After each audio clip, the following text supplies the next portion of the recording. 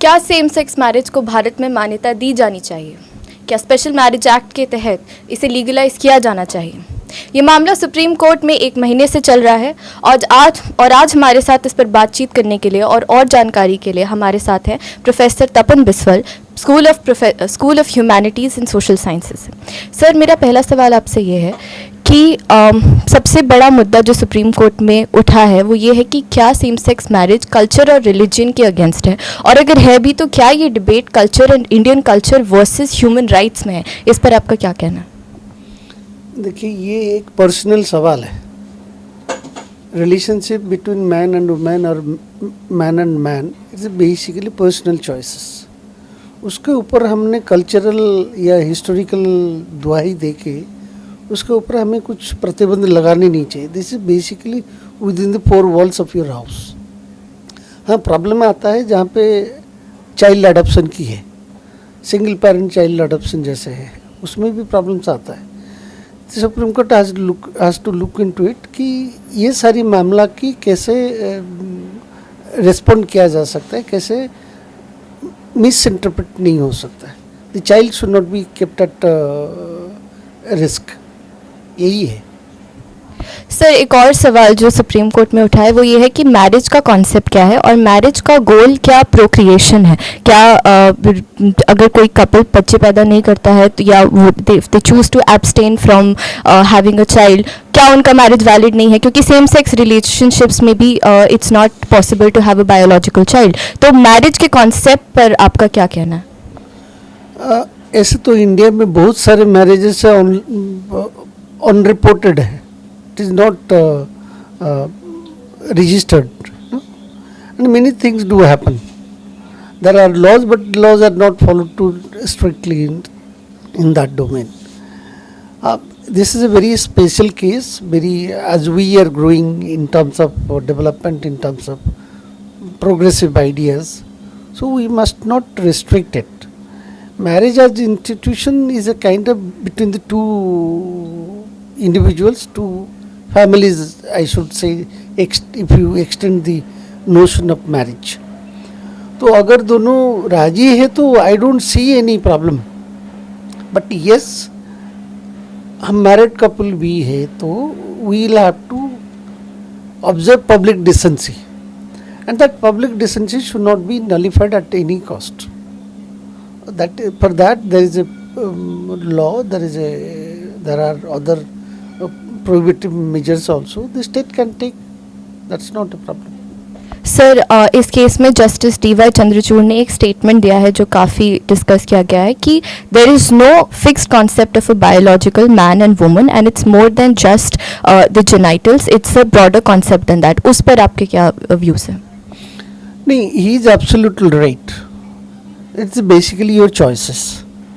In case you want to produce child, you can do, and there is no guarantee that the marriage will automatically lead to procreation.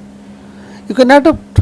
There are many married couples, I mean not same sex, but opposite sex, but they are adopting children, and there are problems also.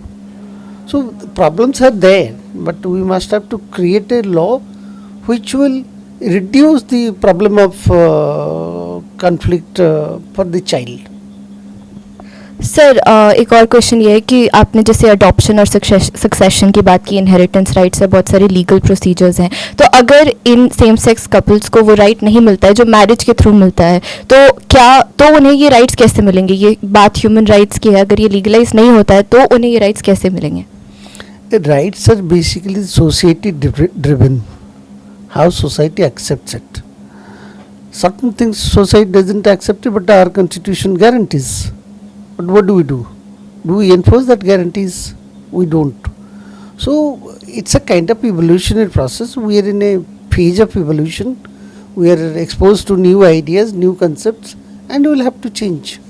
It cannot be static. The society is not static, and many things are not in the static position. It is evolving and it is changing. It should be good on our part that we must accept it. Human rights violation happening otherwise. The state is not responding.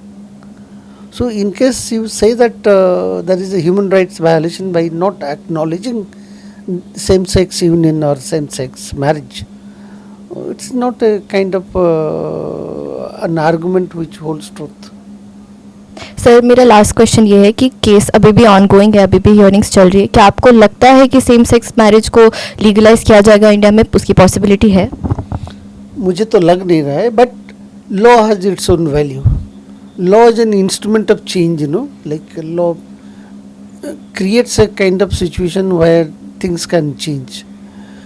Bride burning is still there, dowry death is still there, but dowry death has created a consensus. So similarly, in case a parliament enacts a law that would facilitate awareness amongst the society that the society is changing and we must have to change, accept the change in the society. That's it.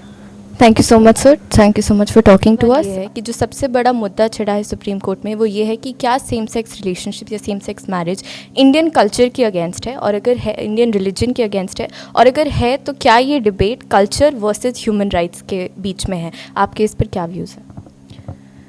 जो आपने अभी अभी question पूछा, आप बोल रहे हैं कि जो मुद्दा उठा है वो कल्चर और रिलीजन से रिलेटेड है, पर हकीकत यह है कि ये पूरा मुद्दा ह्यूमन राइट्स पर ही फोकस्ड है।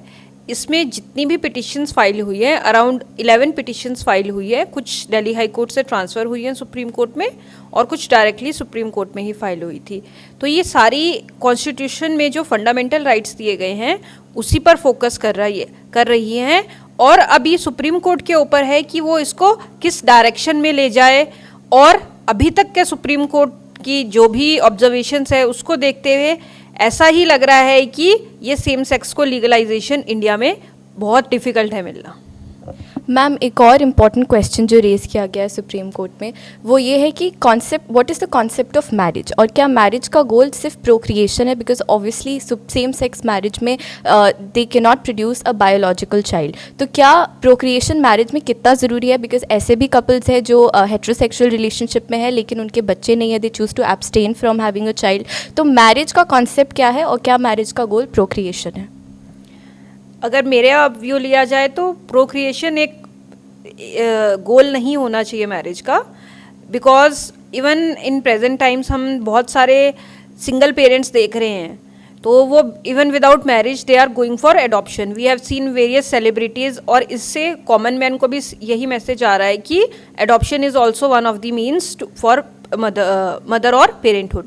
सो जो ये हमारे होमोसेक्सुअल कपल्स हैं इनके साथ यही प्रॉब्लम आ रही है कि इनको एडॉप्शन का राइट नहीं मिल रहा है। प्रोक्रिएशन इनके they cannot procreate and they are debarred from going for adoption. So this is their right for the right of parenthood, that particular affection for the child which they are longing for. Ma'am आपने adoption rights की बात की, उसके अलावा भी बहुत सारे ऐसे लीगल प्रोसीजर्स है, succession, inheritance, health insurance, joint health insurance, बहुत सारे ऐसे राइट्स हैं जो मैरिज के थ्रू दिए जाते हैं, इसलिए इसको एक बुके ऑफ राइट्स कहा गया है। तो अगर सेम सेक्स रिलेशनशिप्स इंडिया में लीगलाइज नहीं किए गए या मैरिज इंडिया में लीगलाइज नहीं किया गया तो ये राइट्स उन्हें कैसे मिलेंगे?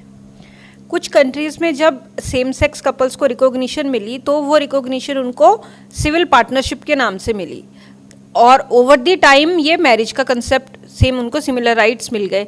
बहुत सारी कंट्रीज़ ने, इंक्लूडिंग एशिया की भी कुछ कंट्रीज़ ने सेम सेक्स मैरिज को लीगलाइज किया है।